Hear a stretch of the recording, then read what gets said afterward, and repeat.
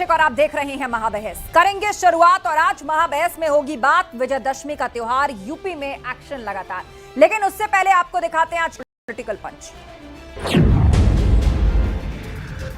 मुझे नहीं पता कि एक प्रोटेस्ट के बाद इतनी बड़ी कठोर कार्रवाई कहीं हुई होंगी क्या, लेकिन क्योंकि आरोपी मुसलमान हैं इसलिए शायद गोलियां भी दनादन चल रही है और बुलडोजर भी दनादन चल रहा है। तो मैं अपनी ड्यूटी कर रहा हूं और मैं ड्यूटी इसलिए कर रहा हूं कि अगर आज मैं नहीं लड़ा तो कल आंख कैसे मिलाऊंगा कि जब अन्याय हो रहा था तो आप क्या कर रहे थे। तमाम मुसलमानों से अपील कर रहा हूं कि जुमे की नमाज बहुत एहतमाम के साथ पढ़ें और नमाज पढ़ने के बाद सीधे अपने घर जाएं। भीड़ का हिस्सा न बने। अगर कोई व्यक्ति ऐलान करता है या कोई संगठन बुलावा भेजता है तो कतन भीड़ का हिस्सा न बने। The single biggest risk is the attack on democracy that is taking place in India. Because India has multiple religions, multiple traditions, multiple languages, and India actually is a conversation between all its people. And different traditions, different religions, different ideas require space. And that the best method for creating that space is the democratic system.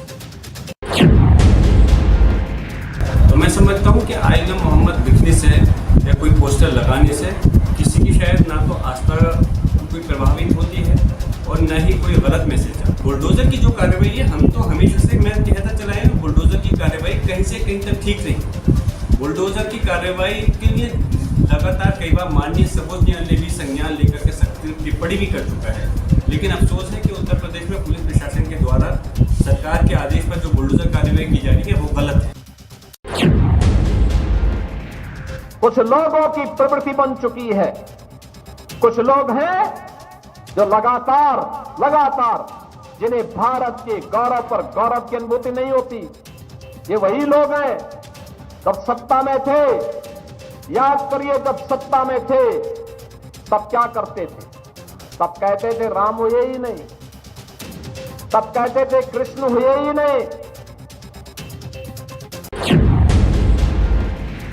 Bareilly के बलवाइयों पर action लगातार जारी है। एक तरफ हिंसा की साजिश वाले मौलाना तौकीर और उसके गुर्गों को सलाखों के पीछे पहुंचाया गया, तो वहीं अवैध संपत्तियों पर बुलडोजर एक्शन भी दिखा। आज विजयदशमी के दिन भी योगी सरकार का बुलडोजर एक्शन जारी रहा और संभल में अवैध मदरसे को जमींदोज किया गया। इसके अलावा राय बुजुर्ग गांव में सरकारी जमीन पर अवैध तरीके से बनी हुई मस्जिद को भी नोटिस दिया गया था, जिसे लेकर स्थानीय लोगों ने खुद ही हथौड़े से उस अतिक्रमण को तोड़ना शुरू कर दिया।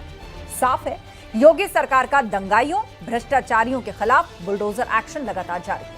उधर एसपी सांसद बर्क ने इस कार्रवाई पर टारगेट करके परेशान करने का आरोप लगाया।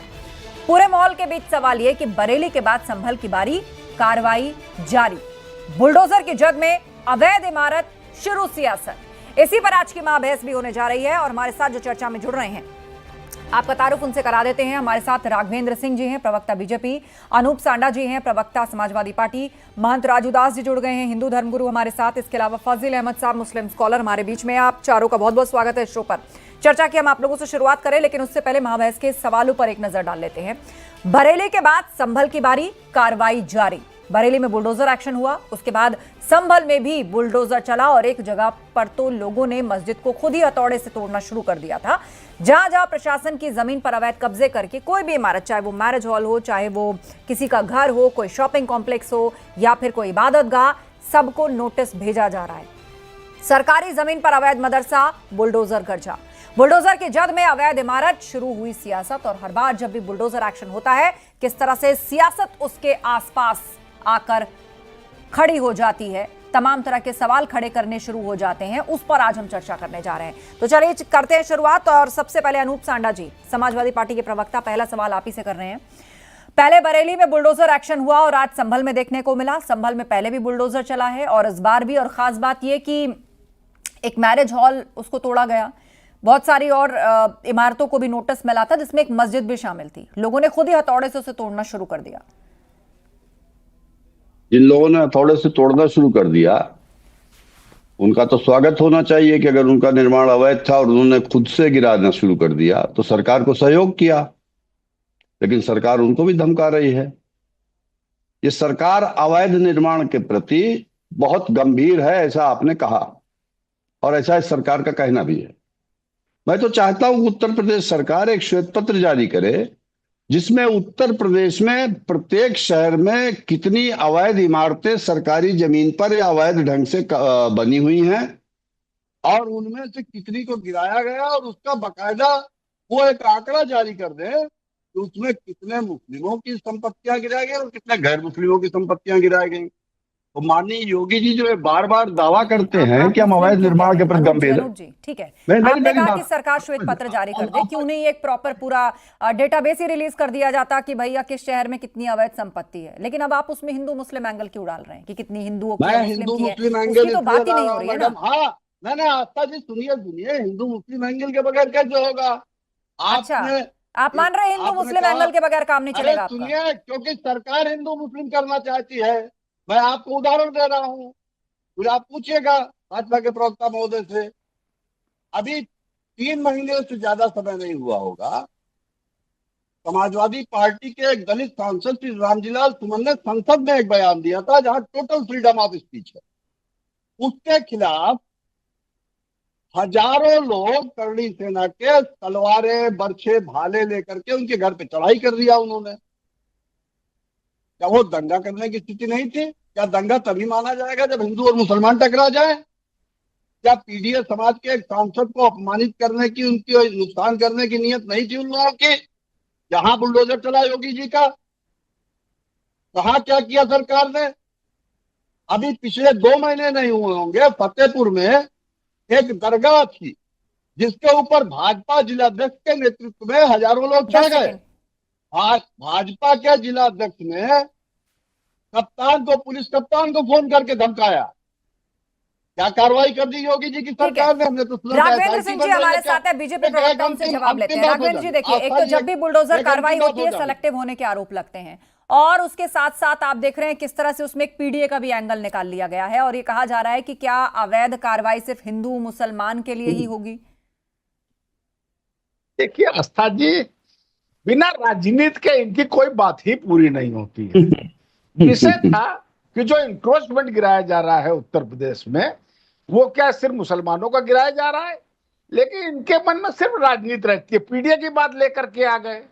अरे भाई, सर्व समाज की बात करना भी सीख लीजिए। आज की तारीख में उत्तर प्रदेश और जनता बहुत जागरूक हो गई है। आप लोगों ने लंबे समय तक बेवकूफ बनाया है। अब मैं बात करना चाहता हूं बुलडोजर की कार्रवाई पे। आप याद करिए, बनारस में हम लोगों ने जिस प्रकार से बनारस में जो अवैध मंदिर जो बने हुए थे उनको किस तरीके से हटाया, इसी प्रकार से अयोध्या में जो मंदिर रास्ते में आए उनको हटाया। कानपुर में कम से कम 1 सैकड़ा मकान गिरा दिए गए थे। अभी जो कानपुर में यहाँ पर इंक्रोचमेंट था, मैं कानपुर में ही रहने वाला हूँ, यहाँ पर गंगा बैराज के पास सब गिरा दिए गए थे। मेरे पास लंबी लिस्ट है, लेकिन इन लोगों को सिर्फ हिंदू मुसलमान करने के अलावा कोई दूसरी चारा नहीं है। ये लोग सिर्फ यही बात करते हैं। देखिए, भारतीय जनता पार्टी की सरकार 2017 में बनी। योगी आदित्यनाथ जी का पहला बयान था उत्तर प्रदेश में अपराध के क्षेत्र में जीरो टॉलरेंस की नीति अपनाई जाएगी। हम लोगों ने जीरो टॉलरेंस नीति की अपनाई। हम लोगों ने उत्तर प्रदेश से जो गुंडा राज था, माफिया राज था, अवैध हथियार लाइसेंस बना गए थे, बड़े बड़े अपराधी जो बाहर घुमा करते थे, हम लोगों ने उनको नष्ट नाबूद किया। लगभग 1000 शस्त्र लाइसेंस समाजवादी पार्टी की सरकार ने ऐसे बना दिए थे जो समाजवादी पर गुंडों के थे। शास्त्री जी विकास दुबे के नाम राइफल का लाइसेंस बनाया हुआ था।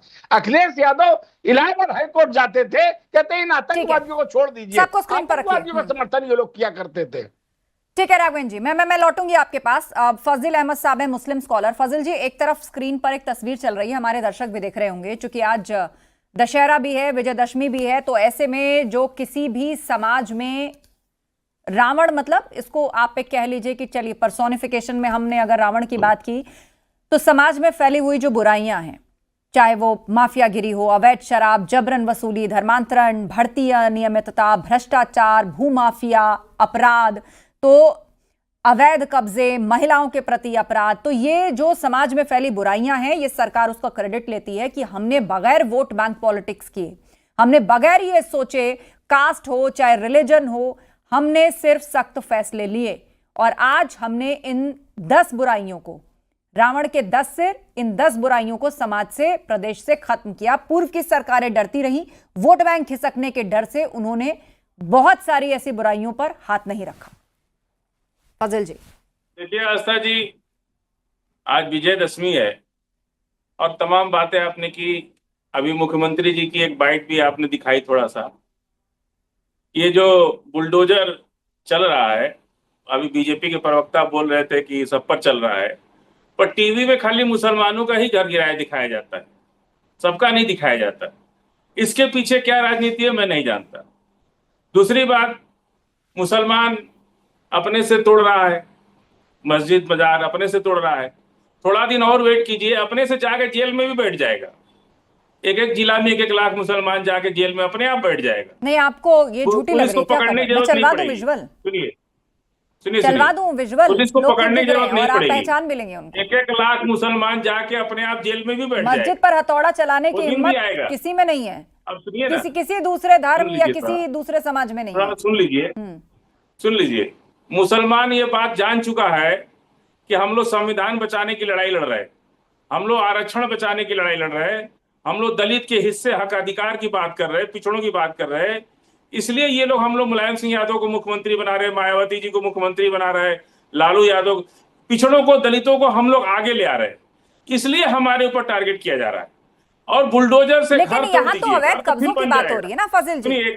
बुलडोजर चल रहा है, प्रशासन की जमीन है, उस पर किसी ने मैरिज हॉल बना दिया, किसी ने वहां पर इबादत गाह बना के अपनी पूजा शुरू कर दी, किसी ने शॉपिंग कॉम्प्लेक्स बना लिया। ये तो अवैध और भी तो प्राधिकरण का मामला है। तो अभी सपा के प्रवक्ता ने कहा ना कि कभी पिछड़ा ले आते हैं, कभी दलित ले आते हैं, अभी कभी सपा के प्रवक्ता ने कहा ना हैं। कि जिस तरह से कोरोना की जांच हर आदमी की गई ना, अब आप कोरोना को वैसे ही हर आदमी की प्रॉपर्टी की जांच होनी चाहिए।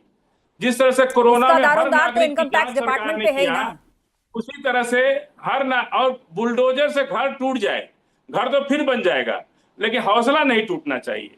हौसला संविधान को बचाने का हौसला, दलितों को, पिछड़ों को न्याय दिलाने का हौसला, आप अपनी बातों में उलझ समाज को सुसंगठित। आपने शुरुआत की, मैंने सवाल आपसे क्या पूछा था? आपने शुरुआत की कि हम पिछड़ों को आगे लाना चाहते हैं, फिर आपने कहा कि भाई सिर्फ तस्वीरें उन्हीं की आती हैं जो मुसलमानों की प्रॉपर्टीज गिराई जा रही हैं, फिर अब आप कह रहे हैं कि भाई संविधान बचाने की लड़ाई है। मैं आपसे कहती हूँ कि ये तो प्राधिकरण और जिसने कब्जा किया है, कब्जेदार, उसके बीच का मामला है ना। पहले नोटिस दिया गया, जिसने ठीक समझा उसने खुद तोड़ लिया, जिसने नहीं तोड़ा उसको बुलडोजर ने तोड़ दिया, उससे उसका खर्चा ले लिया। यही तो होता है, नियम यही कहता है उस पर हम सबका निजी अपना अपना तरीका है।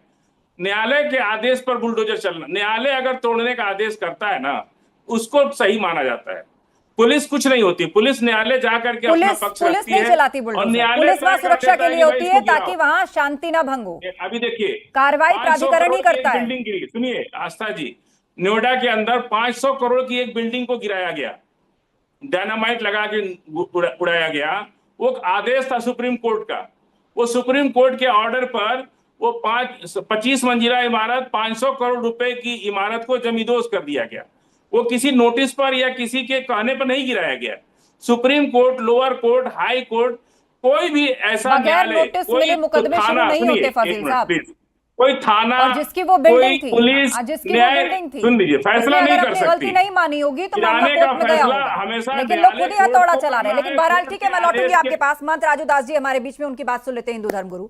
और राजू दास जी, आप सबकी दलीलें सुन रहे हैं और हर बार जब भी बुलडोजर कार्रवाई होती है उसको सेलेक्टिव होने का आरोप लगाया जाता है और ये कहा जाता है कि ये तो जो पिछड़ा समाज है या जो कमजोर तबका है उसको दबाने के लिए हो रहा है, उसको डराने के लिए हो रहा है। नहीं, देखिए, दुर्भाग्य है कि जिस प्रकार से फाजिल अहमद टीवी पे ही धमकी दे रहे थे कि कई हजार मुसलमान जेल में जाकर बैठेगा, इनका कहने का भाव दूसरा था। ये धमकी दे रहे थे, ये धमकी दे रहे थे। दूसरी बात, खाना खिलाएगी हम लोग को, 1 लाख मुसलमान जाके जेल में बैठ जाएगा। दूसरी बात, धमकी थोड़े है, ये तो बता रहे कि भाई हम लोग सरकार के सहयोग में जेल में जाके बैठ जाएंगे। तो भाई 1-1 लाख मुसलमान हर जिला में बैठेगा सरकार खाना खिलाएगी, उन जेल में जिसको रखेगी उसको खाना तो खिलाएगी ना। हाँ, लेकिन तो काम भी मुसलमान करना अपने पड़ता है घर में फजील बैठ साहब। के ऐसे अच्छा फ्री में खाना मिले तो वहां नहीं, खाया फ्री जा में करके। नहीं मिलता खाना। क्या दिक्कत? आप ये लेसन मत दीजिए नौजवानों एक-एक को लाख कि जेल में मुसलमान जाओगे तो हर फ्री जिले का में खाना जा करके सरकार जेल खिलाएगी, में फ्री बैठ का पालेगी। जाएगा। जेल सरकार खिलाएगी में खाना उसको। झाड़ू फर्श नहीं। धोने से लेके खाना बनाने से नहीं, लेके नहीं साफ करेगी। सफाई से लेके नहीं, सारा No. काम सब भी कुछ करेंगे। साफ करना कोई- पड़ता है। हम करेंगे, नहीं। बिल्कुल घास करेंगे। घास वास सब साफ झाड़ू करना पोछा पड़ता है, भी उसके करेंगे। बदले वहाँ लेबर होता है बकायदा, अच्छा, उसके शांत हो बदले आपको जाओ काम आप। अलॉट किया जाता है, तब आपका खाना समय मिलता हो है। गया। और जो लोग खाना समय हो गया। पकाते हैं वो भी शांत उन्हीं के हो बीच जाओ। से होते हैं। आस्था जी, शांत आप हो जाओ। डरवा वहाँ रहे कोई हमको। केटरिंग व्यवस्था नहीं शांत होती, हो आओ जाओ। जेल में बैठ जाओ तुम्हें पालेंगे हम। शांत- ये ऐसा शांत- मैसेज शांत मत हो दीजिए जाओ। कि जेल जाना बड़े शांत बहुत हो बहुत जाओ। अच्छी बात है, वहाँ तो बैठ के पूरी जीवन की व्यवस्था हो जाती है। बहुत कुछ करना पड़ता है, घास शांत हो खोलने से जाओ, लेकर। शांत हो जाओ, चुप हो जाओ। चलिए, चुप अच्छा हो ठीक जाओ। है फाजिल जी, उनकी बात पूरी होने दीजिए। राजू दास जी बोलिए। फाजिल जी मैं लौटूंगी। राजू दास जी बोलिए। इन्हीं को बुलवाइए, हमको क्यों बुलाया था? मैं जा रहा नहीं हूँ। नहीं, बोलिए आप राजू दास जी। और क्या, ये कौन सी बात हो गई? नहीं, वो उनको उस टाइम ये कहना बोल रहे- आवश्यक था। वो कह रहे नहीं, थे कि ये- हाँ सब जाके बैठ ये- जाइए, सरकार खाना खिलाएगी। ये क्या बात होती है, सरकार कितनी खाना खिलाएगी? कितनी दुर्भाग्य की होता बात है है ये कि सरकार फाजिल जी खाना शांत डेमोक्रेसी रहिए। में पीसीआर राजू दास जी की आवाज लोकतांत्रिक व्यवस्था में, प्रजातंत्र में, डेमोक्रेसी में फाजिल अहमद जैसे लोग अपने आप को कहते हैं कि हम सेकुलर हैं, अपने आप को कहते हैं कि हम दलितों की लड़ाई लड़ते हैं, अपने आप को कहते हैं कि पीडीए की बात करते हैं। पूछना चाहता हूं इनसे, जब कोई भी कार्रवाई होती है तो हिंदू मुसलमान हिंदू मुसलमान हिंदू मुसलमान हिंदू मुसलमान प्रारंभ हो जाता है। जब आप अवैध जमीन को कब्जा कर जबरदस्ती उस पर मॉल बना लोगे, दूसरे गरीबों को, दलितों को, ऐसे लोगों को परेशान करोगे, अब जब कार्रवाई होना प्रारंभ हो गया तो हिंदू और मुसलमान हो गया। इस सरकार में हमने जो अनुभव किया, अयोध्या में एक तरफ से जब कार्रवाई हुई है, आप देखिए ना, जो रोड चौड़ीकरण हुआ है, लमसम कई हजार मंदिरें गिरी है, कई हजार। ये तो ये सौभाग्यशाली हैं कि कई मस्जिद तो बचा हुआ है, उसको गवर्नमेंट ने नहीं गिरवाया। खाली फाजिल अहमद जैसे लोग ही कि वो पूरे एक नारा देते कि हाँ मुसलमानों को सताया जाता है, मंदिर गिरे लेकिन मस्जिद नहीं गिरे। दूसरी बात पे मैं आना चाहता हूं, इन्होंने कहा हम सब समाज की बात करते हैं। मैं पूछना चाहता हूं, इनके यहाँ सीधे तौर पे लिखा हुआ है, सीधे तौर पे ये 5 वक्त नमाज पढ़ते हैं, ये बताते हैं संविधान को मानते हैं। सीधे कहा जाता है कि मेरा अल्लाह महान, पूजा की योग, इबादत की योग। आज तक हमने किसी मंदिर से नहीं कहा राम जी महान है, आज विजयदशमी है, हमने कभी नहीं कहा राम जी महान है, राम जी ही पूजा की योग है। हाँ, राम जी महान है, हमारे लिए हमारी आस्था है, लेकिन कभी हमने किसी के ऊपर थोपा नहीं कि वही पूजा की योग है, बाकी कोई पूजा की योग नहीं है। ये संविधान की बात करते हैं, ये कुरान ये जो स्कूलों में, ये कौन कहा है? स्कूलों में हम निराकार को भी मानते हैं, साकार को भी मानते हैं, हम निराकार को भी मानते हैं, साकार को भी मानते हैं। कल वाली बात में दोहराऊंगा तो आपको बुरा लग जाएगा। हम निराकार और साकार को भी मानते हैं। दूसरी तरफ ये अपने स्कूलों में इस्लामिक किताब के अलावा क्या गणित, क्या भूगोल, क्या समाजशास्त्र, क्या नागरिक शास्त्र ये पढ़ाते हैं क्या? ये नहीं पढ़ाते। ये क्या बात करेंगे? ये क्या बात करेंगे? ये क्या बात करते हैं? ये क्या बात करेंगे? ये सूत्र हम निराकार को भी मानते हैं, साकार को भी मानते हैं। आप समझ जाओ, हम निराकार को भी मानते हैं, साकार को भी मानते हैं। आप तो किसी को नहीं मानते हो, किसी को नहीं मानते हो, किसी को नहीं मानते हो। तुम्हारे जैसे हम कट्टर नहीं है, तुम्हारे जैसे एक ईश्वर की उपासना करो, दूसरा कोई तुम्हारे जैसे कट्टर नहीं है, तुम्हारे जैसे हम कट्टर नहीं है, तुम्हारे जैसे इस्लामिक किताबों से हम चलने वाले नहीं है। हम वेद, पुराण, राजू दास जी और फजील अहमद, ये बहस किसी की आइडियोलॉजी पर नहीं है और ना होनी चाहिए। आइडियोलॉजी सबकी आस्था का विषय है। एक दूसरे का सम्मान करिए और उस जोन को टच मत करिए। बुलडोजर पर रहते हैं, एक्शन पर रहते हैं। अनूप सांडा जी, अब अवैध कब्जा हुआ है तो जिस जमीन पर अवैध कब्जा हुआ वहां भी तो किसी का हक मारा गया होगा ना। हो सकता है उसमें कोई पिछड़ा हो, कोई दलित हो, कोई दूसरे संप्रदाय का हो, अब उसको खाली कराया जा रहा है। जिसका हक मारा गया उसमें पीडीए क्यों नहीं आता है? जिसने अवैध कब्जा किया उसमें आप लोग पीडीए खोज रहे हैं। मैं समझ गया आपका सवाल, मैं समझ गया। मैंने एक बार भी नहीं कहा कि अवैध कब्जे के ऊपर आप कार्रवाई मत कीजिए। आप न्यायालय के आदेशों के अनुपालन में कार्रवाई कीजिए, आपका अधिकार है। मैंने तो यह कहा कि ये सरकार जो निष्पक्षता का पाखंड करती है, मैं चुनौती दे रहा हूँ और खुल्लम खुल्ला कह रहा हूँ, ये सरकार पीडीए के समाज के खिलाफ बुलडोजर कार्रवाई में सबसे ज्यादा आगे है। और मैं फिर कह रहा हूँ, अगर इस सरकार में नैतिक साहस है तो सरकार एक श्वेत पत्र जारी करे कि जब से सरकार बनी है कितने बुलडोजर के द्वारा ध्वस्तीकरण हुआ और उसमें कितने प्रतिशत पीडीए समाज के लोग थे और कितने प्रतिशत वो लोग थे जिनके प्रति भारतीय जनता पार्टी जो राष्ट्रीय स्वयंसेवक संघ की विचारधारा से आती है उनको विशेषाधिकार संघ परिवार देना चाहता है। मैं तो खुल करके कह रहा हूं, सरकार में हिम्मत है तो जारी करे। अभी हमारे भाजपा के मित्र बोले तो उन्होंने कहा कि हमने साहब बुलडोजर से अयोध्या में भी धर्मस्थल गिरा दिए, बनारस में भी गिरा दिए, उसके ऊपर कोई डिबेट हुई थी क्या? जब बुलडोजर से गिराए गए मंदिर तो उस पर तो नहीं डिबेट हुई कोई, आज इस पे क्यों डिबेट हो रही है? तीसरा सवाल उठता, इन्होंने कहा कि साहब भ्रष्टाचार के ऊपर तो हम जीरो टॉलरेंस लेकर के चल रहे हैं।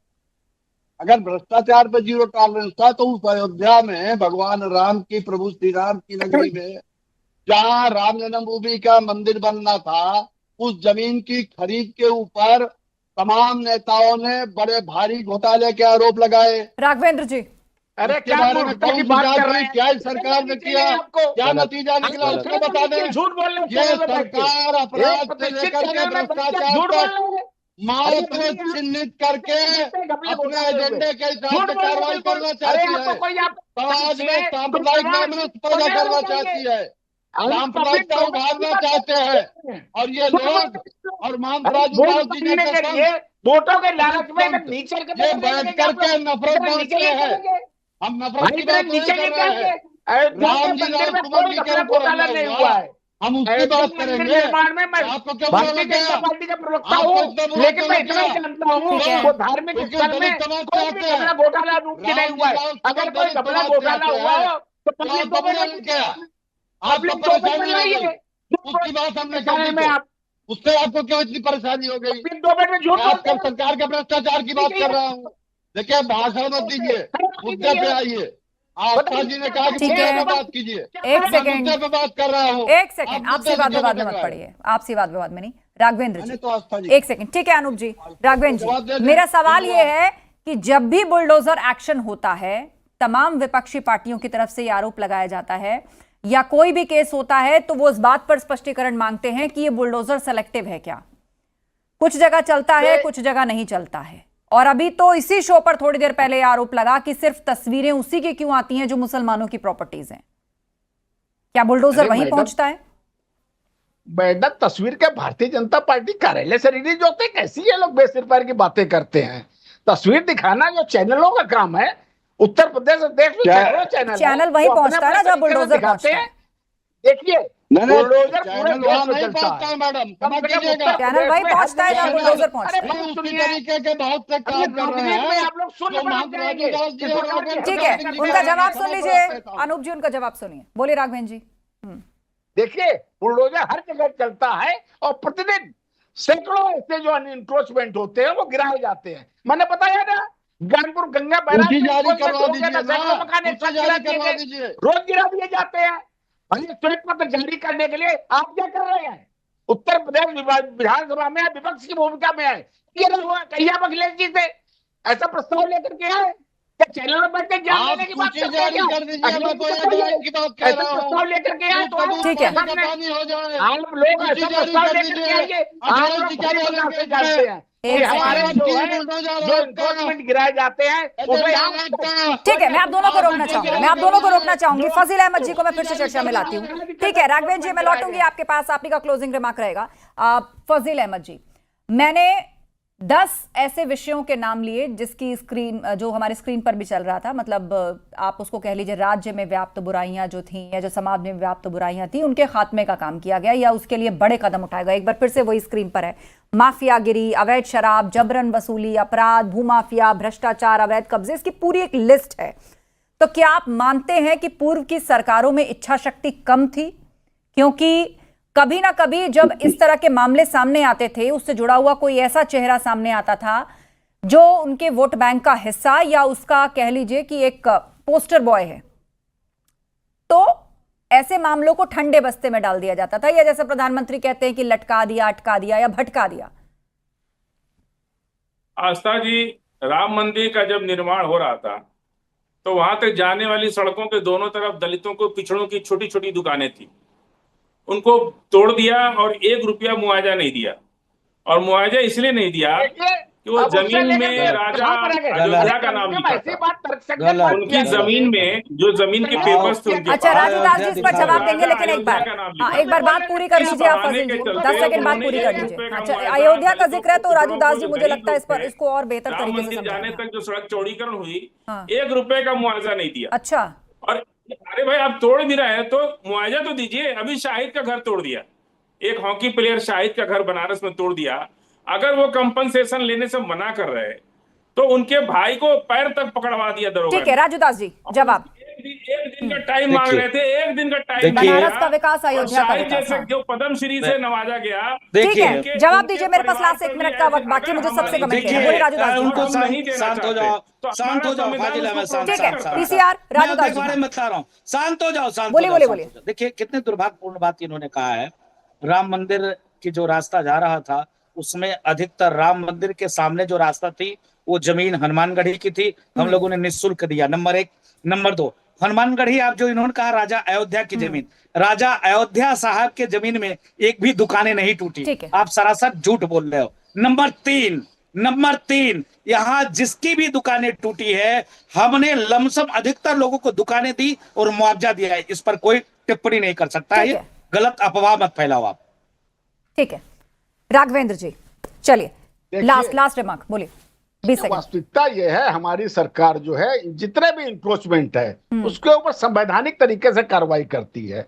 नोटिस जारी किया जाता है, उसके लिए समय दिया जाता है। अनूप जी 10 सेकंड अपने आप छोड़ लेते हैं। वो बता रहे हैं, थोड़ी देर पहले आप प्रक्रिया को लेकर सवाल खड़ा कर रहे थे ना, वो बता रहे हैं। मैं अंतिम बात कर रहा हूँ, ये सरकार उत्तर प्रदेश में सांप्रदायिक, अरे इसके अलावा कुछ बोला करिए, अरे कुछ शर्म करिए। ठीक है, समय खत्म हो रहा है और मुझे लगता है कि जब भी बुलडोजर एक्शन होता है उसके बाद एक अनंत सियासी बहस की शुरुआत हो जाती है, तो कुछ वैसा ही देखने को मिल रहा है फिलहाल भी। आप सभी का बहुत धन्यवाद इस चर्चा में शामिल होने के लिए। तो आज यानी विजयदशमी के दिन भी योगी सरकार का बुलडोजर एक्शन जारी रहा और संभल में अवैध मदरसे को जमींदोज किया गया। इसके अलावा राय बुजुर्ग गांव में सरकारी जमीन पर अवैध तरीके से एक मस्जिद बनी थी जिसको नोटिस भी दिया गया था, उसे लेकर स्थानीय लोगों ने खुद ही अतिक्रमण भी तोड़ना शुरू कर दिया। महाबहस में इतना ही, खबरें जारी हैं, आप बने रहिए हमारे साथ।